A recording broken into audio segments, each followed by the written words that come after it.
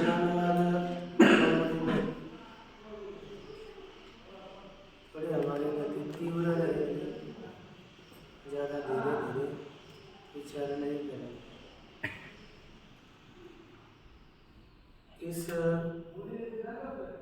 पुस्तक में द्वितीय रचनानुवाद कौमुदी के पुस्तक में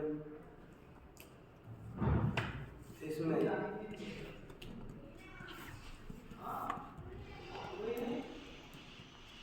60 पाठ है और ये हमें इसलिए पढ़ना है कि हमने जो इससे पहले व्याकरण पढ़ा है उस व्याकरण की वाक्यों की हमें रचना बनाने के लिए आ जाए। ठीक है ना? वाक्यों की रचना, क्योंकि हम तो लोगों से बात भी पढ़े, उससे शब्दों के रूप क्या होते हैं, क्या कैसे होते हैं, ये हमें कंठ से नहीं पाएगा। लेकिन हम उसकी रचना क्या होती है ये ध्यान देना चाहिए। जब आदमी आता है इस प्रकार हम लोग सब शब्द तो जानते हैं बहुत सा, अब इनका वाक्यों में हमें प्रयोग कैसा करें।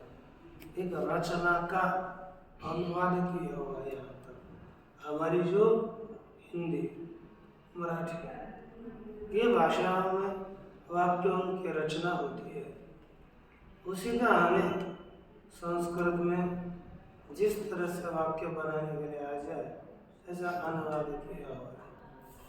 तो देखिए, चलिए हम लोग यहाँ के विषयों को देखेंगे। अभ्यास क्रमांक 1, इसमें एक ध्यान दीजिए, मैं पहले कुछ निर्देश दिए हैं। निर्देश तो दिए हैं लेकिन क, ख, ग और घ पुस्तक में क, ख, ग, घ ये स्थिति रहेगी। क से कभी भी नाम अथवा सर्वनाम, क 4 विभाग है। क में नाम अथवा सर्वनाम रहेंगे। ख में धातु अथवा क्रियापद रहेंगे। धातु तो क्रिया शब्द, क्रियापद माने धातु, यानी क्रिया शब्द, क्रिया से बने हुए, धातु से बने हुए जो शब्द है उसे हम धातु साधित विशेषण कहते हैं, वो रहेंगे। क्रिया से बने हुए शब्द कहते हैं। ग में अव्यय अथवा क्रिया विशेषण रहेंगे और घ में केवल विशेषण ही रहेंगे। अब प्रथम पाठ में को, इसमें देखो पहला सर्वनाम दिया है। कौन सा? तत्सर्वनाम। तत्सर्वनाम के रूप जानते हो आप? तो चलाइए, बोलिए जल्दी। पुल्लिंग बोला, बोला सह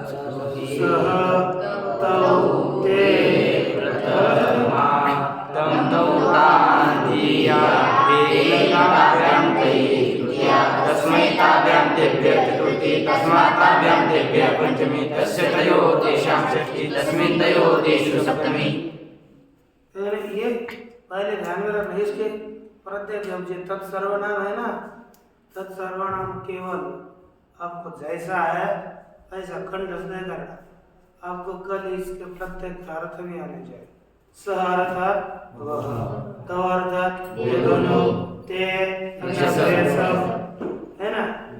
उसका तम, उसको बोला करो, तम उसको, तौ उन दोनों को, तान उन सबको, तेन दोनों को, तेना उसके द्वारा, तेना ताभ्याम उन दोनों के द्वारा, तस्मै उनके लिए, ताभ्याम उन दोनों के लिए, बोला करो।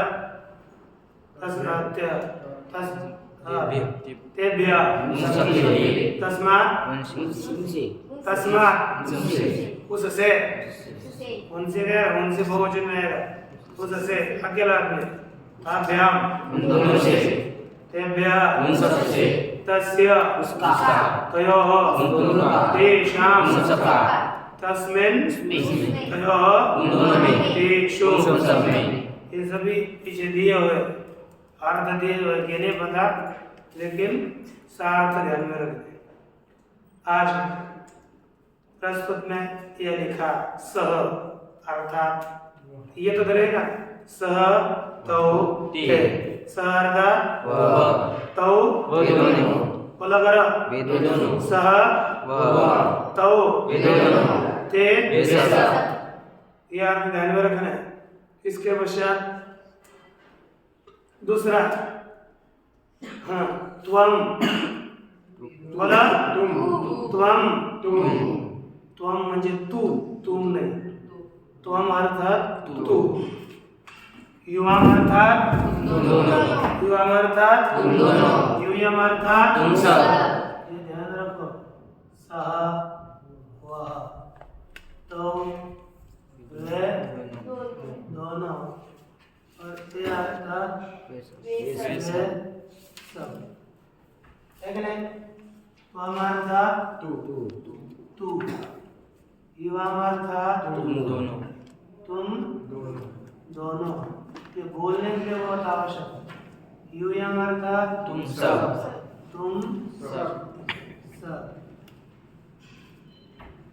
है ना।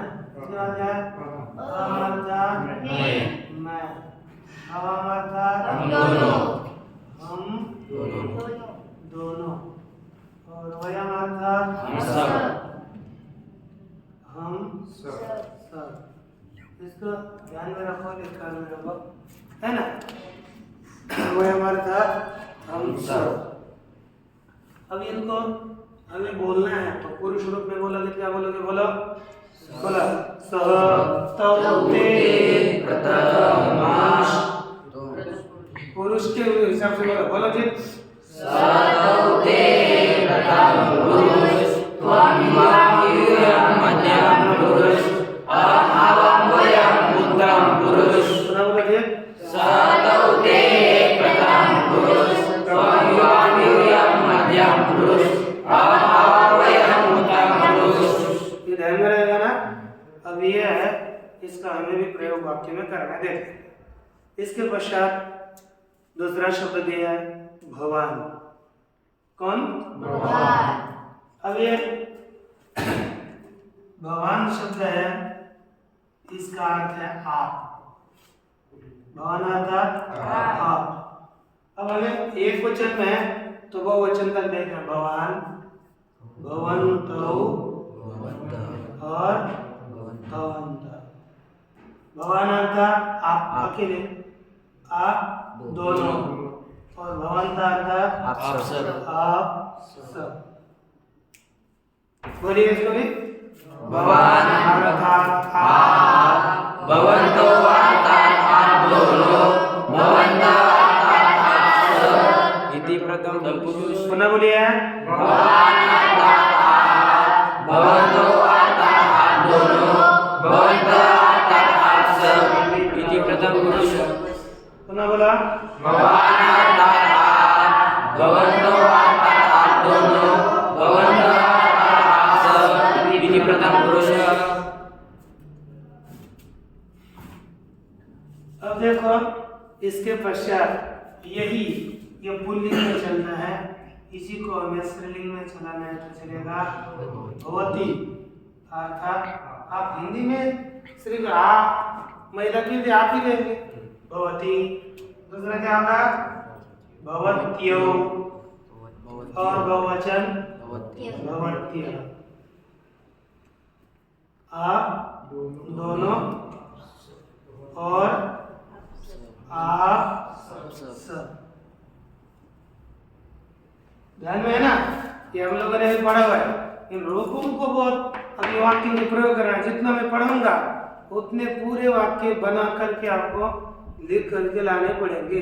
ये ध्यान दीजिए लिखना है और मैं कल कोई भी वाक्य पढ़ूंगा, किसी को भी पूछूंगा, उल्टा पूछूंगा, सीधा पूछूंगा, नहीं आया तो आपके कान और आप रहेंगे। ये ध्यान दीजिए। आप छोड़, आप इसकी आप वाक्य करना है तो मेरा वो रह गया, कोई नहीं, पुस्तक आपका नोटबुक अलग रखी जाएगी और मैं जो पूछूंगा वाक्य तुरंत आके एक को खड़ा रह करके वो वाक्य उत्तर देने पड़ेंगे, वाक्य बनाने पड़ेंगे। इसलिए इसकी तैयारी करेंगे। ऐसा नहीं करना कि बैठे और मैंने लिया नहीं, मेरा रह गया। ये हमें पता नहीं आप क्या कर रहे थे दिन में, लेकिन आपको जो बताया उतना करके लाना ये मुख्य है। ये देखिए, इसके बाद भवान, यह आप पुल्लिंग शब्द है, भवती इसका भी अर्थ आप है, ये स्त्रीलिंग शब्द है। ठीक, ये पूरे ध्यान में रहेंगे ना। तत्पश्चात कुछ सामान्य नाम दिए गए हैं, जैसे राम, ईश्वर। राम का अर्थ क्या है? राम। ईश्वर का अर्थ ईश्वर अथवा स्वामी। बालक का अर्थ क्या है? बालक। शब्द का अर्थ कंठ चाहिए। बालक अर्थ मनुष्य अर्थ नर अर्थ ग्राम अर्थ नृप अर्थ विद्यालय अर्थात इतने ही इस पाठ में शब्द है। ठीक ना। एक सह तो ये समझ लो, तो हम क्या नहीं दिए, लेकिन हम पकड़ेंगे। तो इतना दिया था। भगवान, भवती, हो गए सर्वनाम। इसके बाद आपको पढ़ा है राम, ईश्वर, पढ़ा मनुष्य, नरः, बालकः, नृपः, ग्रामः, विद्यालय। प्रत्येक के शब्द क्या अर्थ चाहिए, जिसे कि हम वाक्य करें। जो वाक्य चुकेगा प्रसाद पड़ेगा। इसके पश्चात धातु अब आएगी ख। इतने शब्द कोश हो गया। ख में केवल आते हैं क्रियापद। जैसे आए भू धातु, पहला कौन सा है? भू धातु। कौन सा है? भू धातु। मैं केवल नाम बताऊंगा, एक के रूप चलेंगे। भू धातु। दूसरा धातु है भू माने होना, वो अर्थ होना, प्राणी में असली माने असली होना। दूसरा है पठ। कौन सा है? पठ। उसका अर्थ है पढ़ना, प्राणी में शिकणे वाचणे, शिकणे वाचणे, हिंदी में पढ़ना। दूसरा लिख, लिखना। तीसरा हंसना, है ना, गम जाना। चौथा, पांचवा आगम आना। पांच हो गए। भू, पढ़, लिख, कितने हो गए? तीन। हंस, गम, आगम, कितने हो गए? 6। भू, बोले भू, पढ़, लिख, हंस, गम, आगम। अब पहला कौन सा है? आगर भू। तो भू के रूप चलाएंगे, होता है चला शब्द सर्वदेव होता है जब भवता वेदन होते ते भवन्ति वे सबोधे इति प्रथम पुरुष त्वं भवसि तु होता है त्वं भवता तुम होते हो यं भवता तुम सबोधे हो इति मध्यम पुरुष अहं भवामि मैं होता हूँ अहं भवामि तुम होते वयं भवामः सबोधे इति उत्तम पुरुष। पठ सबोधि भवता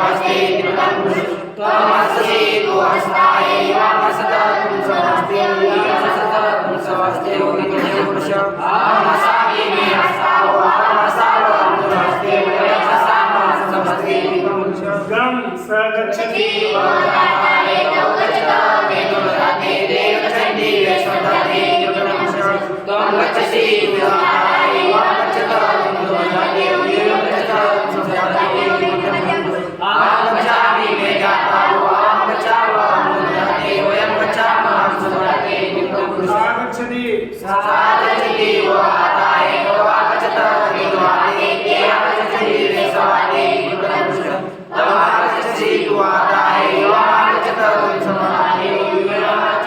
समस्ते इति मन्यं पुरुष अहं गच्छामि मे जातावो अहं गच्छामः ददाते वयं गच्छामः समस्ते पुरुष ये क्रियापद के रूप होते हैं कि नहीं। अब बचा राम शब्द हमने देखा है, तो राम शब्द के भी हमें रूप होने चाहिए।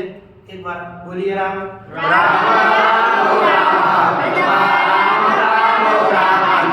रामे रामाभ्याम रामे रामाय रामाभ्याम रामेभ्यः चतुर्थी रामाभ्याम रामेभ्यः पंचमी रामस्य रामयो रामनाम षष्ठी रामे रामयो रामेषु सप्तमी हे राम हे राम संबोधन हे राम संबोधन। आप छोटे छोटे इधर आओ सर्वार्थ अव्यय क्या है? अव्यय का क्रिया विशेषण ग में आते हैं, तो अव्यय को है अत्र अत्र अर्थात यहाँ तत्र तत्र यत्र यत्र देखो यहाँ के लिए दो शब्द है, यत्र आणि जहाँ। यत्र अर्थात जहाँ, मराठी में जेथे। यत्र अर्थात जहाँ, अत्र अर्थात ये हो यहाँ। अत्र और यह दोनों के अर्थ क्या है? यत्र जहाँ अलग ना, तत्र तत्र वहाँ तेथे, कुत्र कुआ कहाँ। को के लिए दो, कहाँ के लिए दो है, कुत्र और को। यहाँ के लिए भी दो है, अत्र और यह। जहाँ के लिए यत्र और वहाँ के लिए है तत्र।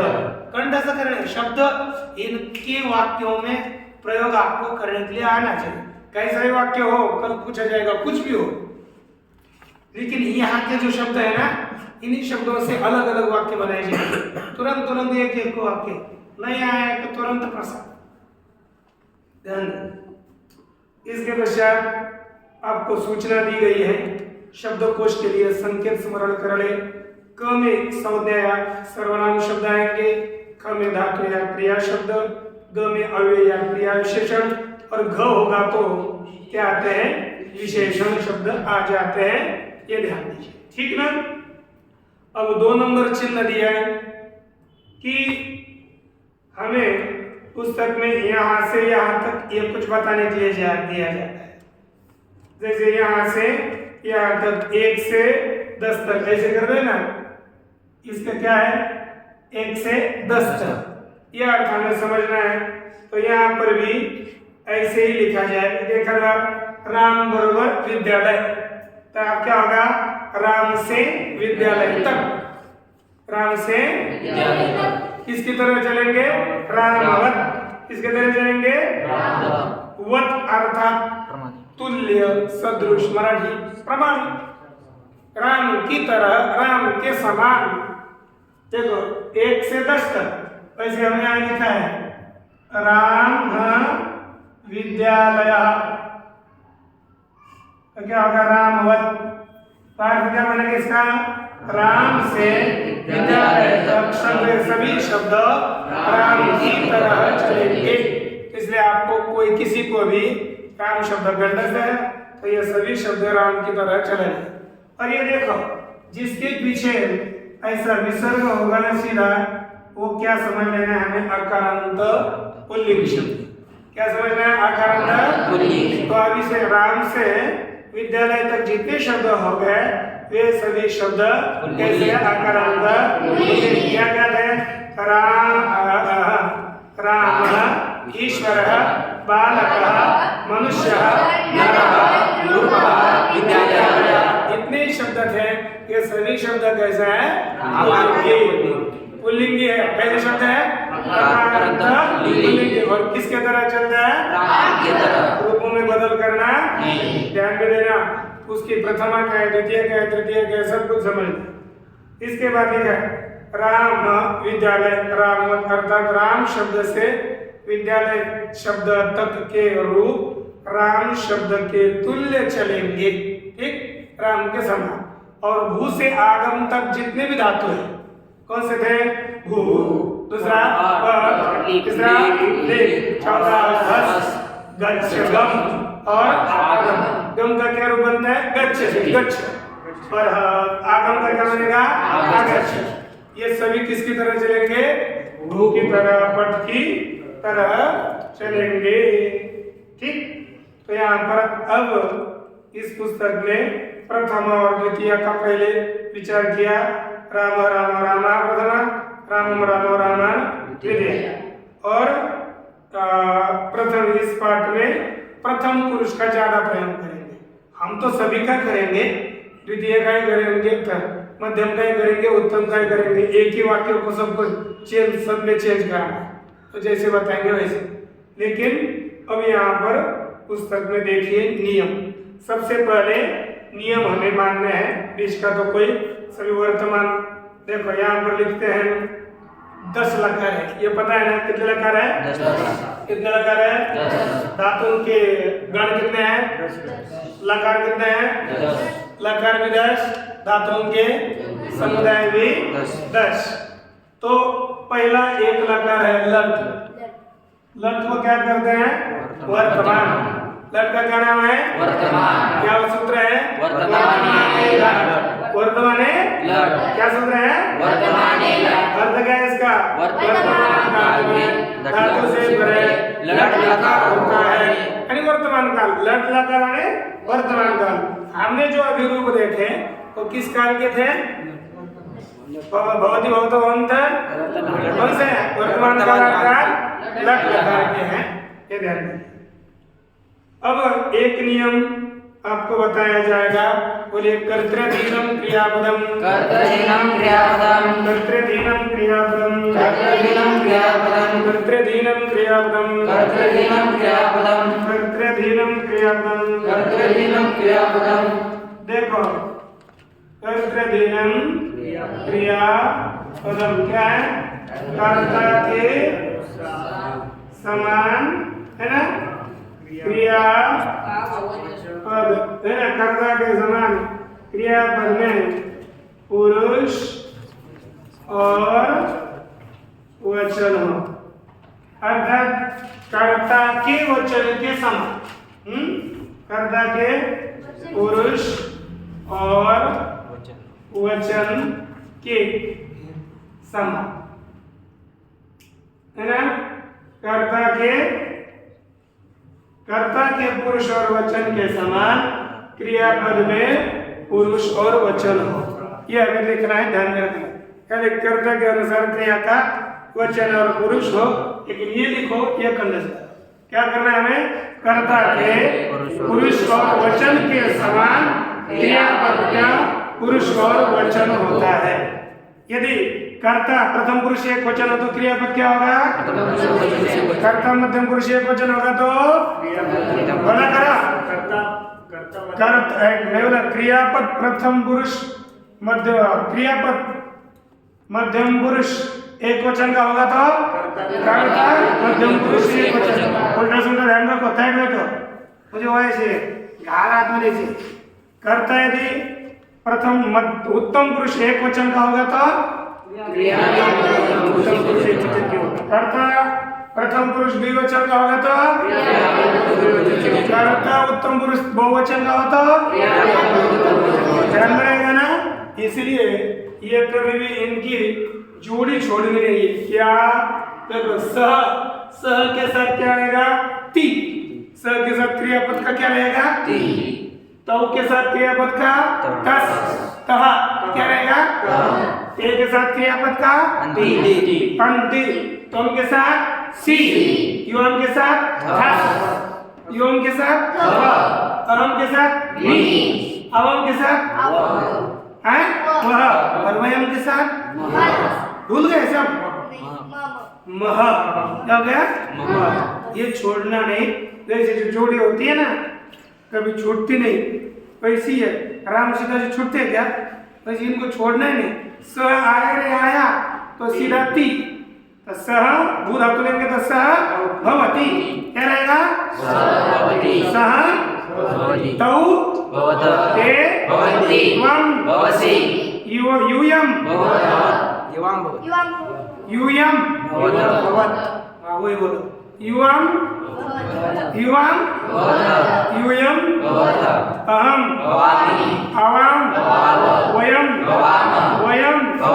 आवाम अहम यूयं युवं त्वं ते तौ सह त्वं बोलो ना सह त्वं सह अहम तौ युवां अवाम वयं अवाम यूयं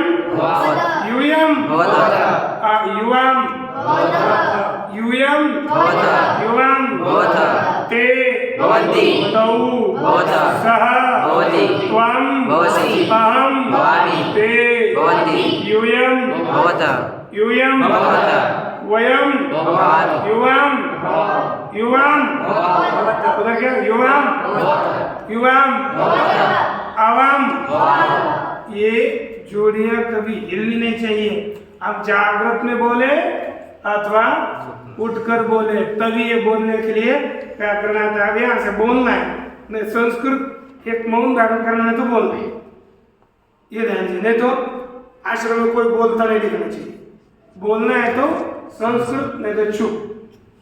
कोई आवाज निकला नहीं निकला, सभी को प्रसाद मिले। वहां जितने नजदीक खड़े हैं। देखो इसके बाद हमें यह ध्यान रखना है, कर्ता के अनुसार क्रियापद का पुरुष और वचन होता है, ये ध्यान दीजिए। पुरुष वही और वचन भी वही, ये ध्यान में रहेगा नियम। अच्छा, एक दूसरा लिखा है कर्तरी प्रथमा। क्या नियम है? कर्तरी प्रथमा। तो क्या हो गए? कर्ता में, बोलो कर्ता में प्रथमा विभक्ति होती है। कर्ता में प्रथमा विभक्ति होती है। कर्ता में कौन सी विभक्ति होगी? कभी भी ये संस्कृत में अपनी जो प्रथमा है, सातों विभक्तियां हैं, उसमें कर्ता यदि कोई होगा, क्रिया करने वाला, कर्ता जानते हो ना, स्वतंत्र कर्ता, जो स्वतंत्र रूप से क्रिया करता है उसे क्या कहते हैं? कर्ता। पता है ना? मैं बोल रहा हूँ, कर्ता कौन है? मैं ना, क्या स्वतंत्र बोलेंगे? अरे मैं बोल रहा हूँ तो उस बोलने का कर्ता मैं होगा, तो स्वतंत्र होगा वो। अरे शब्द छोड़ दो, उसमें अर्थ नहीं देखो।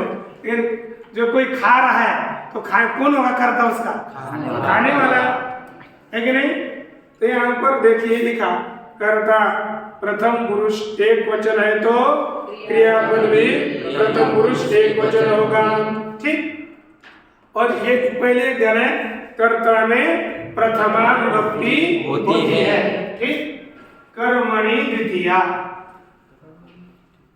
कर्ता में बोलिए, कर्ता में कौन सी विभक्ति होती है? और कर्म में द्वितीया। कर्म में द्वितीया विभक्ति होती है। कर्ता में, बोलो कर्ता में कौन सी विभक्ति होगी? प्रथमा। और कर्म में द्वितीया। कर्ता में प्रथमा, कर्म में द्वितीया। ये पहले कंठस्थ कर, कर्तरी प्रथमा, ऐसा करना है कंठस्थ, अलग अलग। कर्तरी प्रथमा, फिर कर्ता में प्रथमा विभक्ति होती है। दूसरा कर्म में द्वितीया, कर्म में द्वितीया विभक्ति होती है। ध्यान में रहेगा ना? रहना चाहिए। पहला कौन सा था? कर्तृहीनम क्रियापदम, कर्ता के पुरुष और वचन के समान क्रियापद में पुरुष और वचन हो। और कर्तरी प्रथमा, बोला कर्तरी प्रथमा, कर्ता में प्रथमा विभक्ति होती है। कर्मणि द्वितीया, कर्म में द्वितीया विभक्ति होती है। कभी भी कर्म होगा नहीं होगा तो द्वितीय, कर्ता होगा तो इधर उधर नहीं लिखना। अब उदाहरण बनाएंगे। तीसरा है भवत। एक है, इसमें 2 नंबर दिया, लेकिन भवत इसका अर्थ क्या है? आप। तो आपको लगेगा ये तो मध्यम पुरुष का ही है आप, जैसे तो मारता तू, युवा मारता तुम दोनों, और युवा मारता तुम सब। तो इनके साथ त्वम युवाम यूयम, इसके साथ क्रियापद कौन सा आता है? मध्यम पुरुष का, है कि नहीं? लेकिन भवत के साथ क्रियापद कौन सा आएगा? प्रथम पुरुष ही आएगा। कौन सा आएगा? प्रथम पुरुष। वो भवन, भवंतो, भवंत हो, अदसलिंग में भवती, भवत्यो, भवत्यो। इसके साथ क्रियापद कौन सा आएगा? प्रथम पुरुष। जैसे सह भवती होता है ना, तो भवन भवती, भवन्तौ भवन्तः, भवन्तः भवन्ति, भवान पठति। बोलो बोलो, भवान पठति, भवन्तौ पठतः, भवन्तः पठन्ति, भवान हसति, भवन्तौ हसत, भवन्तः हसन्ति, भवान गच्छति, भवान गच्छति, भवन्तौ गच्छत, भवन्तः गच्छन्ति, भवान आगच्छति, भवन्तः आगच्छत, भवन्तौ आगच्छत, भवन्तः आगच्छन्ति। ऐसे ही जोड़ना है। भवन अगर आप जाते हो, क्यों आदर के पूर्वक हमें सबके साथ क्या बोलना है? भवान आगच्छति, भवान आगच्छति, आप आते हो। भवान गच्छति, आप जाते हो। इनको बोलो भवती आगच्छति, भवत्यौ आगच्छतः, भवत्यः आगच्छन्ति। ऐसे इनके प्रयोग करने वाक्य में ध्यान। इसके पश्चात हमें समय को देखकर चलना है। अब नियम देखो क्या है ना, ये जो आप क्रियापद देखते हैं, जैसे मराठी, हिंदी, ये भाषा है। जैसे वह आती है, स्त्रीलिंग होगा कोई, वह आती है। पुरुष होगा, राम आता है, सीता आती है। आती, ती आती बन गया, आता है। मराठी में राम येतो, राम येतो, आणि सीता येते। क्रियापद बदलता है कि नहीं? हिंदी मराठी में क्रियापद चेंज होता है, लेकिन संस्कृत की इतनी अपनी ऊपर कृपा है कि उसका क्रियापद पुल्लिंग, स्त्रीलिंग और नपुंसकलिंग किसी में भी चेंज नहीं होता। सभी लिंगों में क्रियापद एक जैसा रहता है। हम क्या वाक्य लिखेंगे? समम त्रिषु, थोड़ा नियम देते हैं। समम त्रिषु क्रियापद, समम त्रिषु क्रियापद। ये अपने पास ही है, सूत्र है, अलग नहीं, इसलिए नहीं लिखोगे तो वैसा नहीं जाएगा, है ना?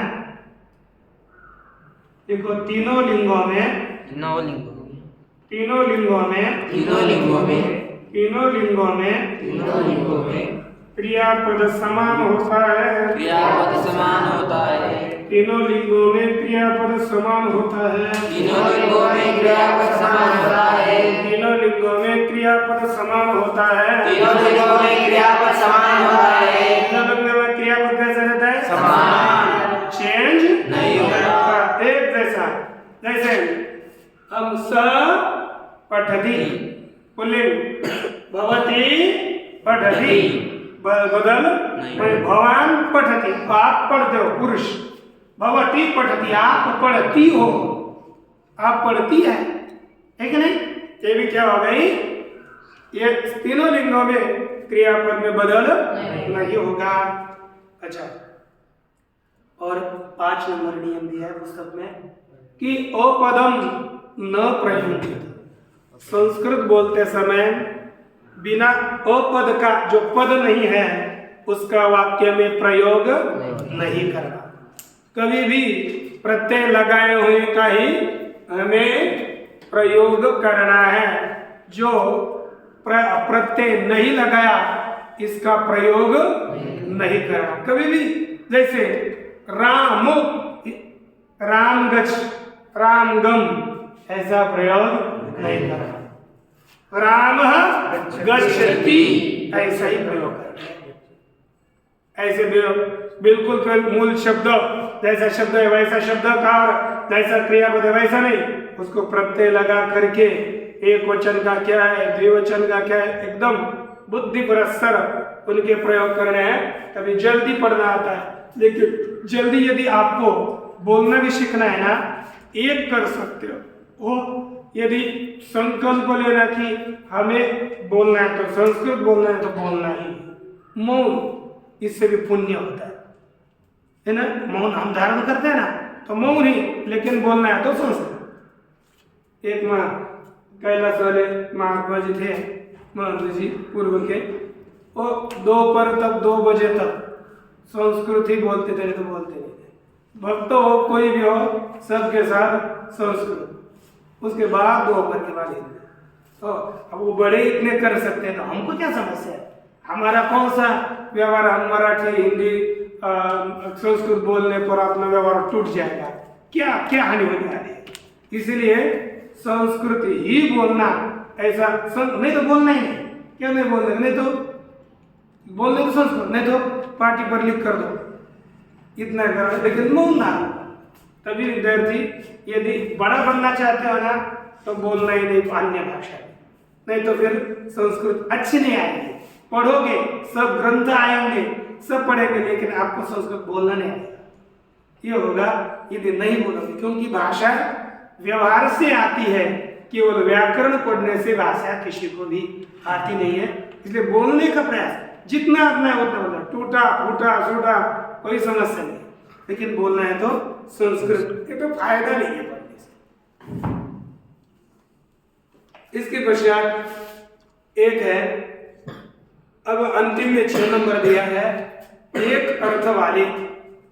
भाई बहुत जैसे आज याद है नरह, उसका अर्थ पुरुष है, मनुष्य उसका अर्थ मनुष्य ही है ना। यह अत्र क्व कुत्र, ये समान अर्थ वाले हैं कि नहीं?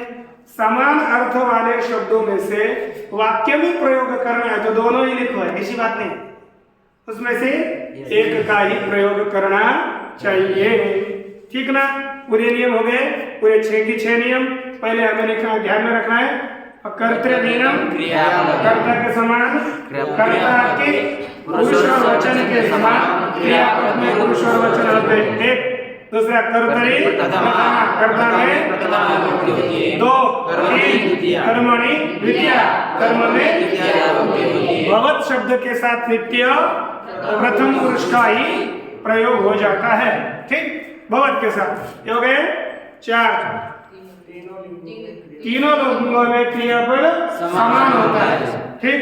ये मुख्य पकड़ है, ये जो अभी नियम बताए ये मुख्य पकड़ है। वाक्य के पर्यायवाची शब्दों में से एक का प्रयोग करना है, बिना पद का ही वाक्य में प्रयोग करना है, जो पद नहीं उसका वाक्य में प्रयोग नहीं करना। इतने अपने नियम है, ये ध्यान में रखे ना, ध्यान में रखना। और मैं वाक्य भी लिखूंगा तो अब बोलूंगा, बताओ आप यहाँ पर कौन सा नियम से कौन सी भक्ति हो गई। ऐसा नहीं कि हो गया तो छोड़ दिया, नियम पीछे गया, इसके नियम हमें आगे लगा दे। देखो उदाहरण वाक्य दिया है, उदाहरण वाक्य अर्थात आपको समझने के लिए वाक्य मैं अभी नियमों को पूछ रहा हूँ,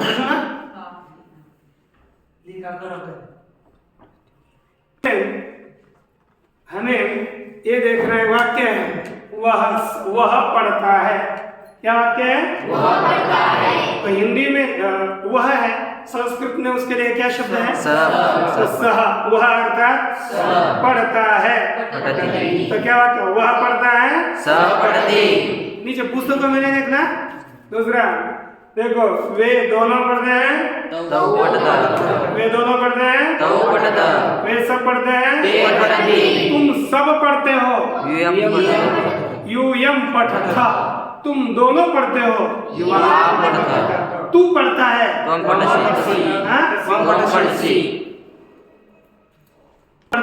तू पढ़ता है तुम पढ़सी, तुम सब पढ़ते हो युवा पढ़ता, मैं पढ़ता हूँ हम दोनों पढ़ते हैं मैं पढ़ता हूँ हम सब पढ़ते हैं वयम पठामः। ये आपके साथी। अब इसमें इसके पश्चात हाँ सभी क्रियापदों का देखते हैं ना। अच्छा हाँ, वह हंसता है, मैं हंसता हूँ, हम सब हंसते हैं, तुम सब हंसते हो, यूयम।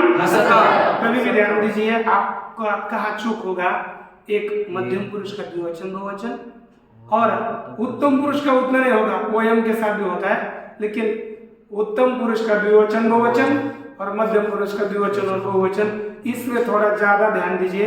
बाकी थोड़ा ठीक आता है, इधर में गड़बड़ हो जाती है बहुधा, क्योंकि आवाम वयम युवाम यूयम ये कहना ध्यान में नहीं आता पहले, ये नियम का यू है कि वय है, ये चूकता है, और आवाम है कि युवाम है, कभी युवाम के लिए आवाम वाला जोड़ देते हैं, ऐसा नहीं कहता है ना। तो बोलिए, हम दोनों हंसते हैं,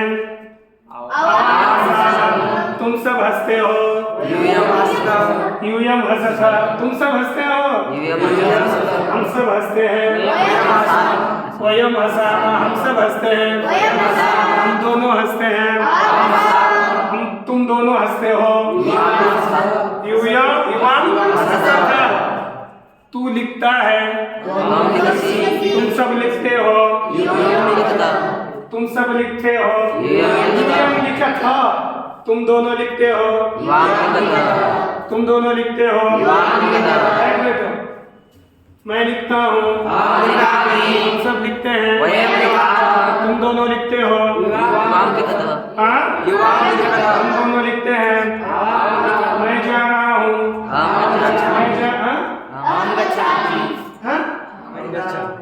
वैसे वाक्य पूरा होता है इसमें गच्छन लिखने की आवश्यकता नहीं, ये चलता है, ये संस्कृत में सबका अंतर भाव होता है, क्यों दूसरे क्रियापद ज्यादा नहीं।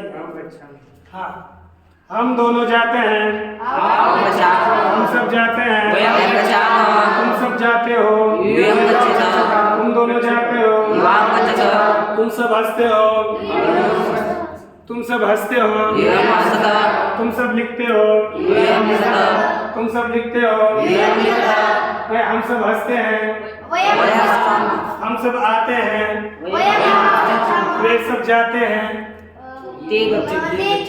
ते गच्छन्ति, बोला, ये सब पढ़ते हैं, ये सब हंसते हैं, तुम दोनों लिखते हो, युवान। हाँ, क्रियापदों के ये सब अभ्यास है आपका, और इन्हीं सभी रूपों को ध्यान में समझना है, ध्यान देकर लिखना चाहिए। हाँ, आप पढ़ती हो, बोलो, आप पढ़ती हो, भवती पढ़ती, क्या बोलोगे, आप दोनों पढ़ती हो, भवत्यौ भवत्यौ, आप सब पढ़ती हो, भवत्यः, आप लिखती हो, आप लिखती हो, आप दोनों लिखती हो, आप सब लिखती हो, भवत्यः, आप जाती हो, आप सब जाती हो, यानी आप दोनों जाती हो, आप जाते हो, भवान गच्छति, आप दोनों जाते हो, आप सब जाते, भवत्यौ गच्छति, आप दोनों जाते हो, भवत्यौ, पता है क्या बोलेंगे लोग, क्या बोलेंगे देखो, है ना, आप सब जाते हो, भवन्तः, आप सब जाते हो, आप सब हंसते हो, आप दोनों हंसते हो, आप दोनों लिखते हो, आप सब लिखते हो, आप सब लिखते हो, भवन्तः लिखन्ति, क्या बोलेंगे, आप लिखते हो, आप आते हो, भवान आगच्छति, मैं ध्यान में उनका काम है ना, आप दोनों आते हो, जल्दी, भवन्तौ आगच्छतः, आप सब आते हो, आगच्छन्ति, भवन्तः आगच्छन्ति, तू आता है, हाँ, आप आते हो, आगच्छति, ये ध्यान दीजिए, भवान, त्वम, इनका अच्छी तरह से प्रयोग करना है।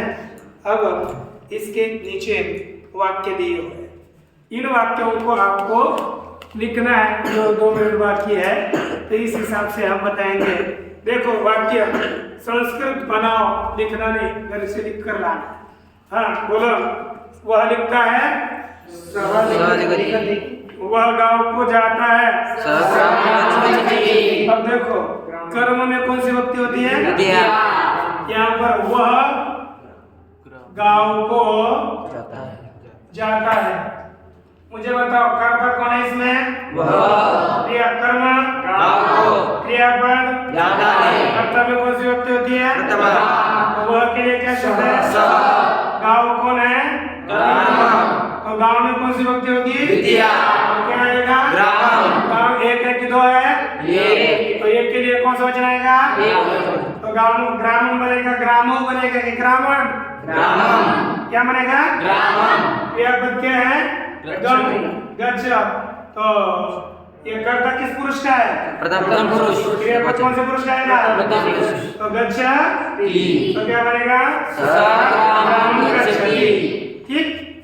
अच्छा, वह आता है, वह आता है, हाँ बालक पढ़ता है। और ये ध्यान में दीजिए, अब मध्यम पुरुष और उत्तम पुरुष कहाँ होता है? देखो मध्यम पुरुष कभी भी त्वम, युवाम और यूयम ये तीनों ही शब्द आएंगे तभी मध्यम पुरुष होगा। ये तीनों ही त्वम, युवाम, यूयम, तो कौन सा पुरुष होगा? मध्यम पुरुष। उत्तम पुरुष कब होगा? अहम, आवाम, वयम। और इन 6 को छोड़कर, ये 6 को छोड़कर त्वम, युवाम, यूयम, अहम, आवाम, वयम, इनको छोड़कर कोई भी शब्द, कोई भी सर्वनाम, कोई भी आए तो उसके साथ क्या होगा? प्रथम पुरुष। प्रथम पुरुष त्वम, युवाम, यूयम, अहम, आवाम, वयम, इनको छोड़कर कोई सर्वनाम, कोई शब्द आ जाएगा तो उसके साथ होगा प्रथम पुरुष। तो इसलिए भगवान वगैरह सबके साथ प्रथम पुरुष। किसी भी शब्दों के साथ बालक एक होगा तो कौन सा पुरुष आएगा? 2 होंगे तो भी प्रथम पुरुष। बहुत होंगे तो भी किसी भी अन्य शब्दों के साथ प्रथम पुरुष ही आएगा। तो बालक पढ़ता है, बोलो बालक पढ़ता है, राम लिखता है, मनुष्य हंसता है, राजा यहाँ आता है, नृपः अत्र, राम विद्यालय जाता है, राम विद्यालय, राम वहाँ है, राम तत्र भवति। जितने हो गए ना, राम तत्र भवति, राम वहाँ पढ़ता है, राम तत्र, राम जहाँ पढ़ता है, राम तत्र हरि, तत्र मुझे वहाँ बालक जाता है। ठीक ना? अच्छा, मनुष्य कहाँ जाता है? आप वहाँ जाते हैं, तत्र आप सब वहाँ जाते हो, आप दोनों वहाँ जाते हो,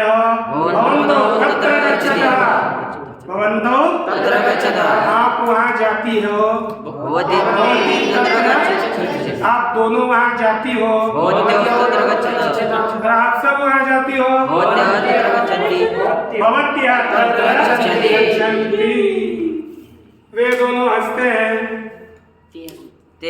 वे दोनों हंसते हैं, वे दोनों तौ हंसता है ना?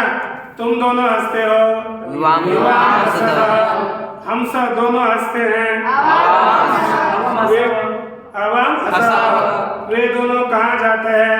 तौ पुत्र गच्छतः,